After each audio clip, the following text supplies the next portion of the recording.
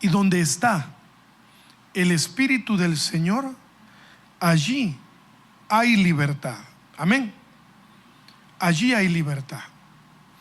Entonces, hermanos, para tener libertad en Cristo, yo diría que el punto número uno, no hay un orden de importancia, pero si a ustedes les gustan apuntar, el paso número uno, el requisito número uno es tener al Espíritu Santo, ¿verdad? Donde está el Espíritu de Dios hay libertad. Y no es cierto que a veces cuando decimos ¿dónde está el Espíritu de Dios?, cantamos y pensamos en el local, en la iglesia, en el templo. Pero hermanos, si en un lugar debe estar el Espíritu Santo, es inside, dentro de mí. El Espíritu Santo, hermanos queridos, es el único que nos da la libertad. Por eso dice Pablo, porque el Señor es el Espíritu, y donde está el Espíritu, con E mayúscula, del Señor, allí hay libertad. Hermanos queridos, ¿saben algo? El Espíritu Santo es quien nos convence de pecado. No hay nadie más libre que aquel que fue convencido de pecado. No hay nadie más libre que aquel que reconoció que necesitaba ayuda. Lamentablemente hay personas, hermanos queridos, que caminan sus días, su vida, sabiendo que necesitan ayuda, pero no la buscan. O sea, qué interesante es. Por eso que la palabra dice que el Espíritu Santo nos convence de pecado, de justicia y de juicio. O sea, el Señor me convenció. Por ejemplo, a mí me convenció que yo era muy orgulloso. Y este no es un ejemplo, esta es la verdad en mi vida.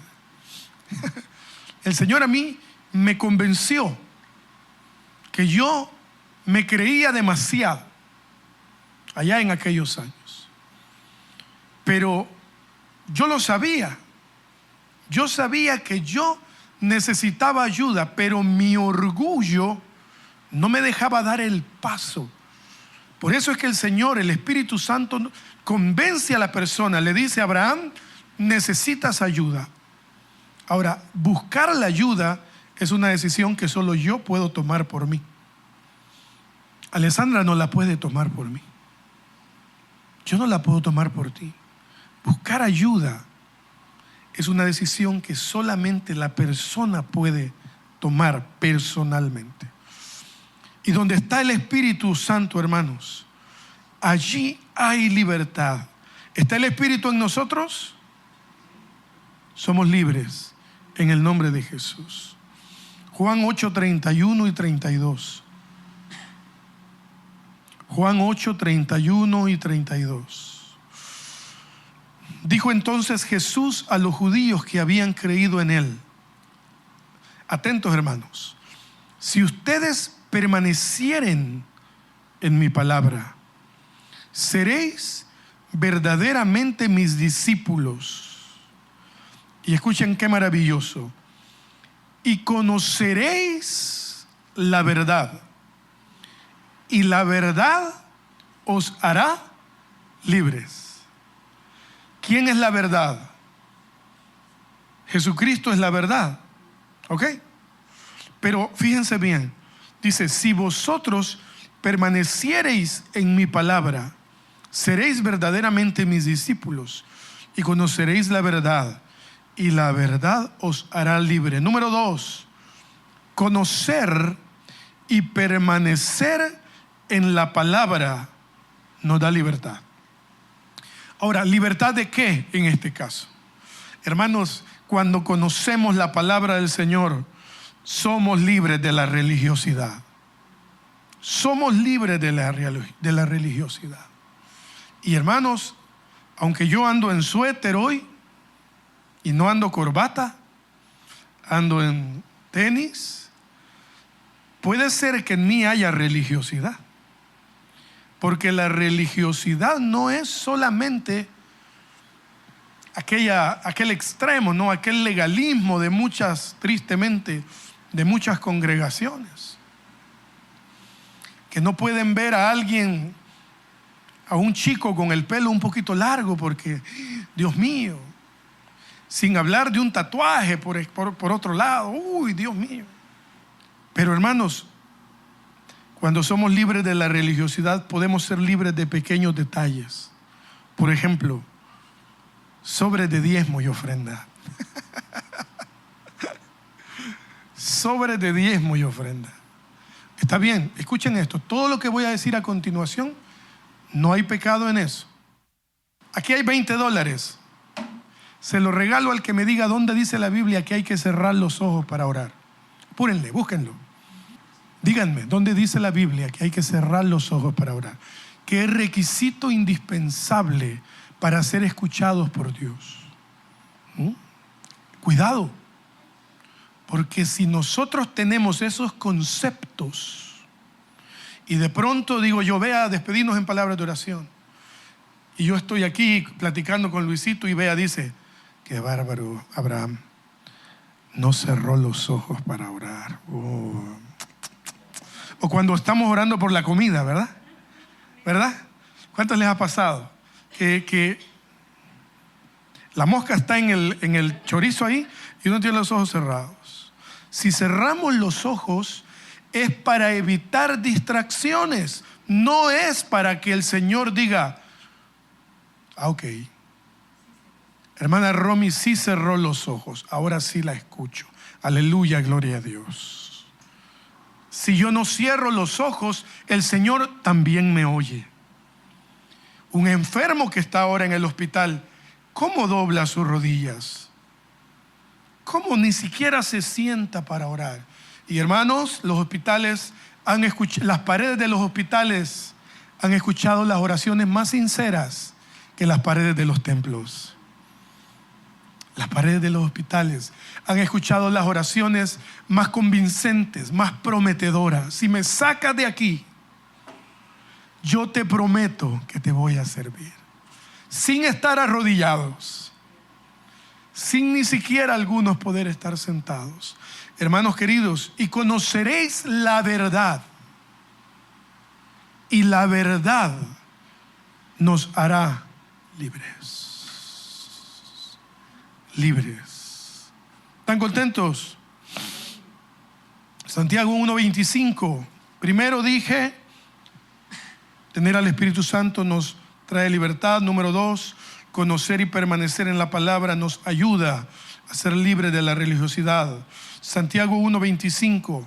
Escuchen qué maravilloso. Mas el que mira atentamente en la perfecta ley de la libertad y persevera en ella, no siendo oidor olvidadizo, sino hacedor de la obra, este será bienaventurado en lo que hace. El contexto desde el versículo 22 dice la palabra Santiago, pero ser hacedores de la palabra y no tan solamente oidores, engañándoos a vosotros mismos. Porque si alguno es oidor de la palabra, pero no hacedor de ella, este es semejante al hombre que considera en un espejo su rostro natural. Pero él se considera a sí mismo y se va y luego olvida cómo era. Hermanos, para ser libres hay que actuar y vivir en la palabra. No ser oidores nada más. Tenemos que actuar, dice Santiago allí en el que leímos, en el 25.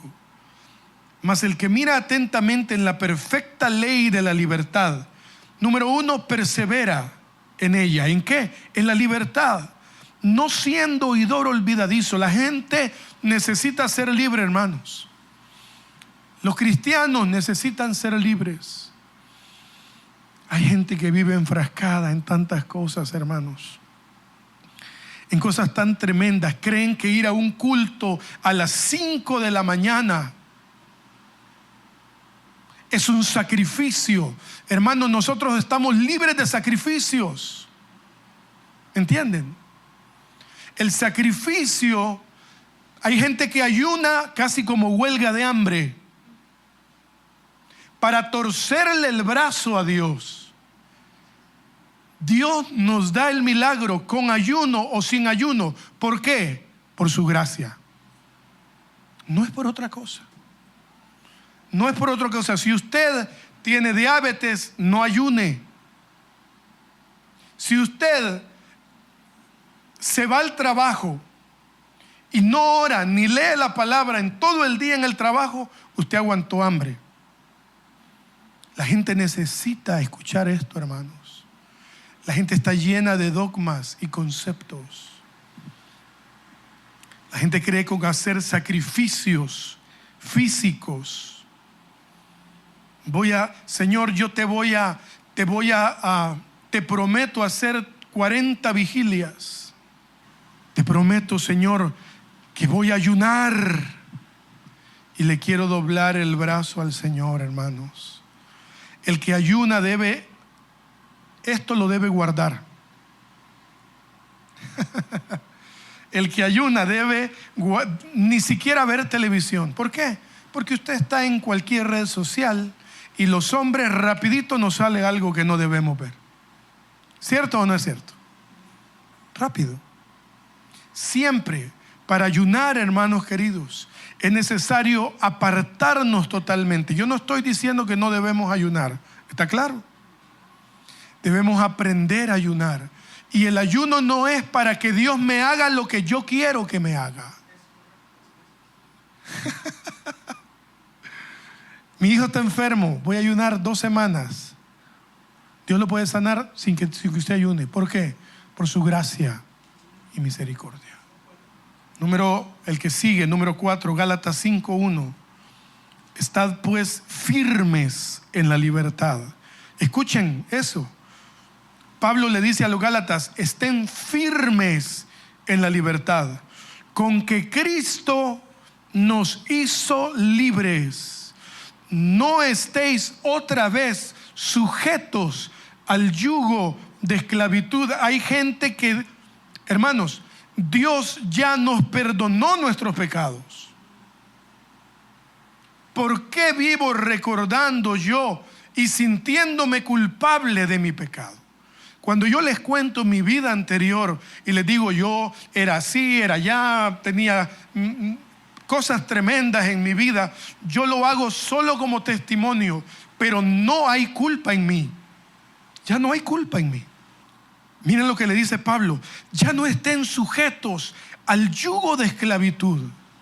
Hermanos, si usted hoy tiene que perdonarse a sí mismo, es un buen momento para hacerlo. Y estar firmes. No se aferre a la culpa. No se aferre a mi vida pasada. No, es que hoy estas son las consecuencias de lo que hice antes. Y usted se aferra y dice: sí, Dios me está castigando. Hermano querido, levántese, no piense en eso, siga adelante. El Señor ya lo perdonó. Miqueas dice: ¿quién como el Señor, que perdona la maldad y que lanza a lo profundo del mar nuestros pecados? Ya no podemos vivir. Ahora bien, ya vamos a llegar al tema de la santidad, porque también es parte. Pero Pablo le dice a los Gálatas: ya no estén sujetos al yugo de esclavitud. Cada quien sabrá en qué área deberá entenderlo con la ayuda del Espíritu Santo.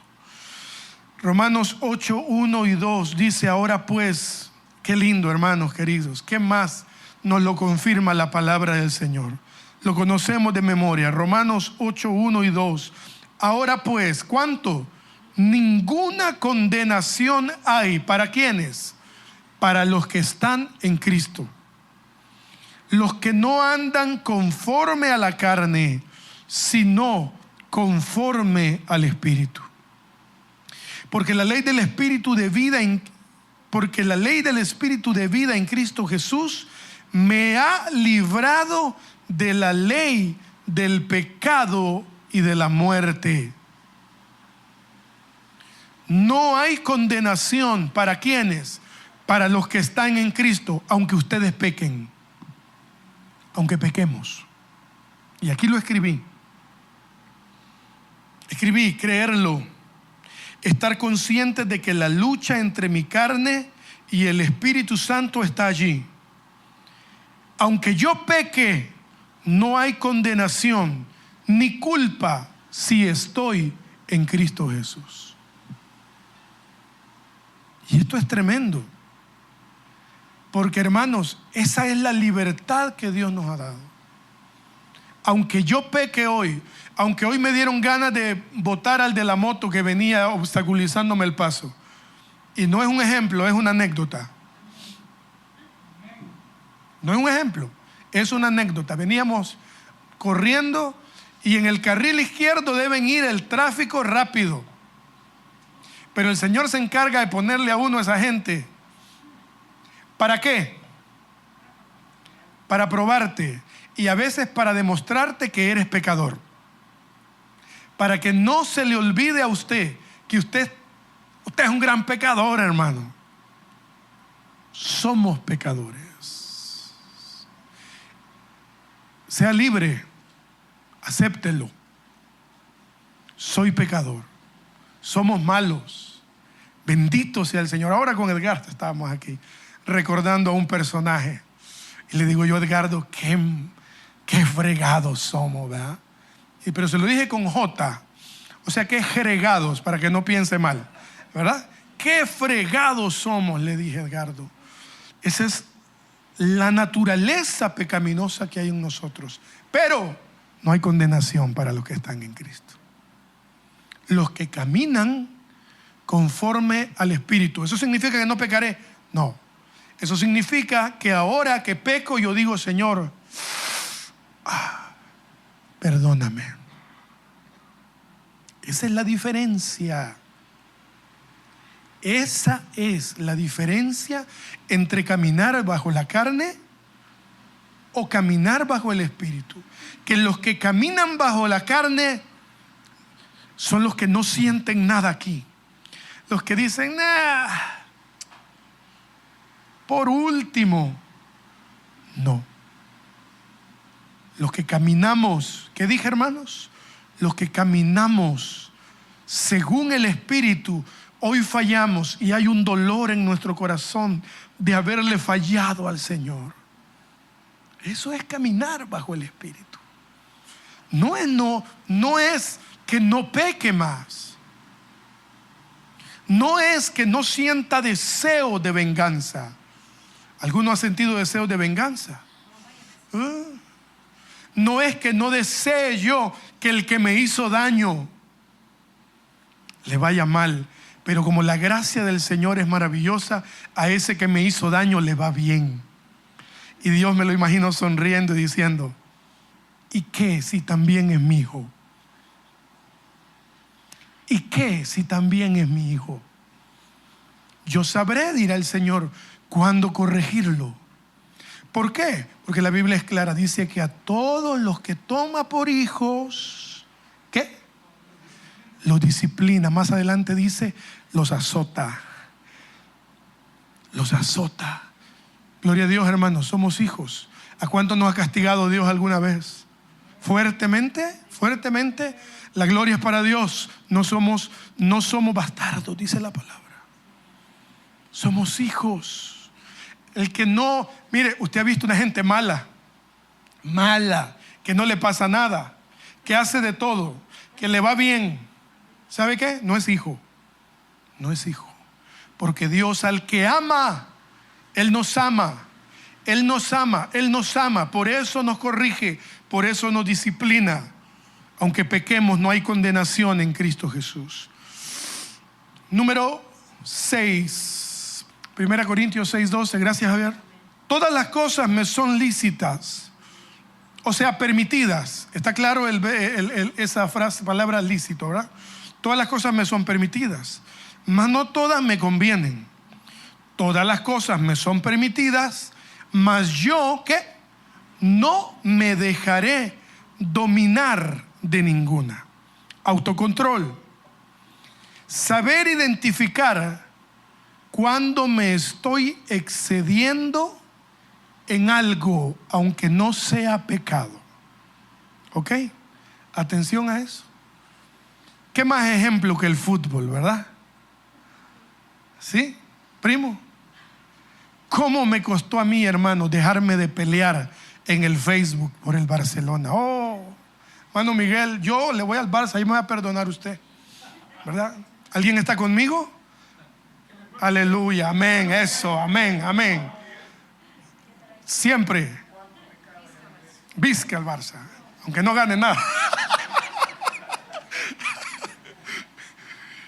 ¿Cuánto me costó a mí pasar la sensación de que se me quitara el hambre cuando el Barça perdía? Era una tristeza, hermanos. ¿Es pecado? No, no es pecado. Pero estoy atado a algo y no hay libertad en eso. ¿Cierto o no? Que cancelábamos los ensayos cuando jugaba el Barça con el Madrid. Vaya. Cancelábamos el ensayo, hermanos. A los que tienen perritos, ¿verdad? Si usted tiene para comprarle la arroba de pedigrí y no está comprometiendo el dinero de otra cosa, no hay problema. Pero hay gente, hermanos, ustedes no, gracias a Dios por eso, pero hay gente que compromete el dinero, se gasta el dinero de algo prioritario para comprarle una bolsa de un alimento caro a un perrito. Eso no es pecado. Darle de comer bien al perrito, a veces comen mejor que uno. No es malo, está bien. Ámenlos, cuídenlos. La gente, tristemente, hermanos, ahora la gente a patadas agarra a los perros quitándose sus frustraciones. No, eso es pecado. Eso no está bien. Pero cuando usted compromete, cuando yo comprometo el dinero de algo, de una medicina por comprarle. Si en mi pueblo, hermano, los chuchos de la comida de uno comían, ¿o no? Sí, ahí comían tortilla, comían los chuchos. La Percy, que era una perrita de ese modelo que ustedes tienen, de esos colochitos lindos. La Percy nunca supo que era pedigrí y nada de eso, hermanos. Y vivió 16 años. ¿Entienden? Entonces, hay cosas que me son permitidas, como dice Pablo, pero que no me pueden dominar a mí. ¿Alguien tiene otro ejemplo? Hermano, yo he atendido gente con serios problemas de adicción a la bicicleta, por ejemplo. Yo tenía un amigo que estaba perdiendo su familia porque había adquirido un hobby ciclista, y la bicicleta que se había comprado al crédito le había costado $3,500 porque era una bicicleta de titanio o alguna cosa así. Y ya su esposa estaba nerviosa por eso. ¿Es pecado salir en bicicleta? No, ¿verdad? No hay problema. ¿Es pecado tener el carro en buenas condiciones? No, ¿verdad? Pero hay gente que los rines que anda son más caros que el carro y tiene comprometido el dinero. Hobbies, etcétera, etcétera, etcétera. El mismo ministerio, hermanos. Hay gente que vive para el ministerio. Conozco a muchos que pasan metidos en la iglesia. Metidos en la iglesia. Y sus hijos, criándolos, educándolos YouTube, educándolos el TikTok, educándolos el Netflix, cualquier cosa, el vecino. Tremendo. Que el Señor nos dé sabiduría, entendimiento. Como dice Pablo, no me dejaré dominar de ninguna. Tener libertad en Cristo es tener autocontrol y saber identificar cuando me estoy excediendo en algo, aunque no sea pecado. Ok, penúltima, última, Romanos 6, 22. Y esta es la cereza, hermanos, del pastel. Mas ahora que habéis sido libertados del pecado y hechos siervo de Dios, aleluya, tenéis por vuestro fruto la santificación y como fin la vida eterna. La libertad en Cristo, hermanos, nos hace personas santas, santificadas. Dice la palabra, cuiden esa santidad, porque sin esa santidad no van a ver al Señor.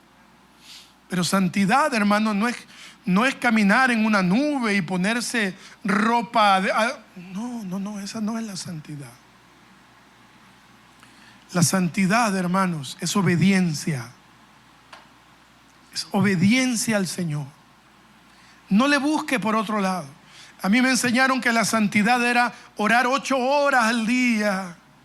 Y dice el Señor, y dice el Señor, y Dios me dijo, y esto y lo otro. Hermanos, eso es muy lindo, está bien, gloria a Dios. Pero la santidad que Dios busca es la obediencia a Él. Morir a mí, renunciar a mí, abrazar a su familia. La primera iglesia, usted diría, yo no soy pastor. Vea, es la cabeza de su casa. Ella es la cabeza de su casa. Esa es su... O sea, puedes tocar, te puedo poner todos los domingos. Pero tu primer lugar para servir, todos, hermanos. Eso es lo que el Señor quiere. La obediencia. Esa es la santidad. ¿Por qué? Porque Dios a mí no me va a preguntar cuántos discos grabé, hermanos. A usted no le va a preguntar cuántos empleados tuvo. No le va a preguntar cuánto tenía en el banco. Hermana Romy, las niñas. Hasta cierto punto, porque llegará un tiempo en que tomarán sus propias decisiones. ¿Cierto o no? Tomarán sus propias decisiones. Pero mientras puedan, esa es su casa. Hermanos, siervos de Dios, frutos de arrepentimiento, dice la palabra. Y lo último, la vida eterna. La vida eterna. Nuestra vida física es como neblina que se aparece por un poco de tiempo y luego se desvanece. Nuestra vida física es como la flor del campo que por la mañana sale, florece, el sol sale, la quema y se terminó. ¿Qué hace que yo tenía 15 años? Ayer fue. Hoy tienes 16, así, y vas a tener 30. ¿O no? Sí, hermanos queridos. Por eso es que dice la palabra, preocúpense por lo que no se ve, porque lo que no se ve es lo eterno. Lo que se ve es temporal. Lo que no se ve es lo eterno. Y que seamos libres, hermanos queridos, para caminar hasta nuestra redención, libres de culpas, libres de condenación, libres de religiosidad, libres. La verdadera libertad en el Señor es caminar haciendo su voluntad. Usted puede tener sus ideas, sus conceptos, pero que esos conceptos estén cimentados en la palabra del Señor. Hay un libro de Marcos Vidal que se llama Con Permiso. Les mentiría si les dijera que lo leí todo. Lastimosamente, no tengo ese buen hábito de la lectura. Pero leí los primeros capítulos Y Marcos Vidal hace una referencia importante entre principios y formas. Dice que lamentablemente la iglesia ha elevado a principios las formas y tristemente ha descendido a formas los principios. El principio es ofrendar, ¿cierto? Ese es el principio bíblico, ofrenden. La forma, cada quien la sabrá. Usted puede traerlo al cesto, aquí la ofrenda. Usted puede dárselo a alguien que necesite ayuda. Sí, yo sé, quizás soy el primer pastor loco que les dice que le den su ofrenda a alguien más por allá. ¿Por qué? Porque si esta obra es de Dios, el Señor la va a sostener. El Señor no necesita mi ofrenda, hermanos. No la necesita. El principio es ofrendar. Si fulano necesita ayuda, aquí está. No, pero este es el diezmo santo del Señor. No, hermano, no se preocupe. Todo es del Señor. El diezmo, la ofrenda, su carro, todo es del Señor. No, ese es el problema, que hemos elevado a principios las formas. El principio es orar. Mateo 6, cuando ustedes oren, ¿por qué? Porque Jesús asumía que orábamos. Jesús dice, bueno, entren a su cuarto y cierren la puerta y su Padre que está en lo secreto. Yo no veo que diga arrodíllense, tírense al suelo. El principio es orar. Eso es lo importante. Pero yo he estado en lugares donde me juzgan porque no me arrodillo para orar. Una vez estaba en una iglesia, bueno, hay miles de historias, ¿verdad? Yo me había arrodillado para orar y llegó un hermano y me dijo, al suelo, que esa no es la forma, al suelo.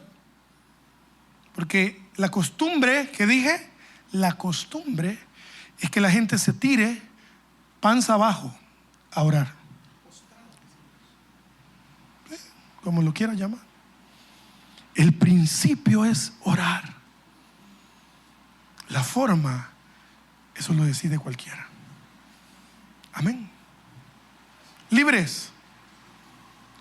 Vuélvase con su hermano, quien está a la par, y dígale, ya, sé libre, por favor. Sé libre, seamos libres en el nombre de Jesús. Padre, gracias